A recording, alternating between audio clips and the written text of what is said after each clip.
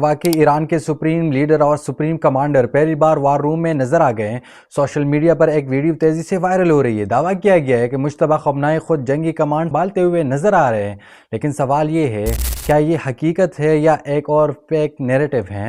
ناظرین، سب سے پہلے پس منظر کو سمجھ لیتے ہیں۔ ایران اس وقت خطے میں بڑھتی کشیدگی کے باعث عالمی توجہ کا مرکز بنا ہوا ہے۔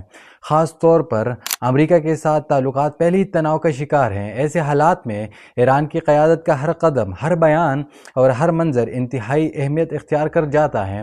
اب آتے ہیں اصل معاملے کی طرف۔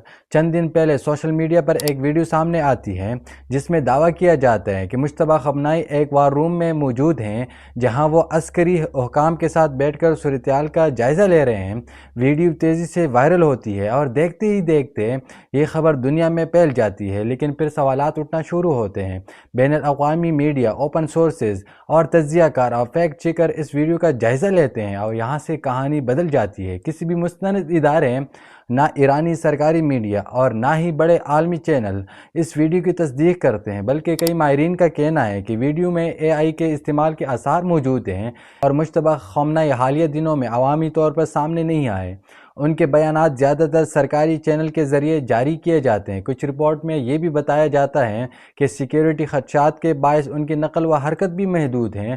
حکومتی سطح پر ایران کی جانب سے اس ویڈیو پر براہ راست کوئی وضاحت سامنے نہیں آئی، تاہم غیر سرکاری حلقے اسے پروپیگنڈا قرار دے رہے ہیں۔ دوسری طرف عالمی سطح پر ماہرین خبردار کر رہے ہیں کہ جنگی ماحول میں اس طرح کی غیر تصدیق شدہ ویڈیوز حالات کو مزید بگاڑ سکتی ہے۔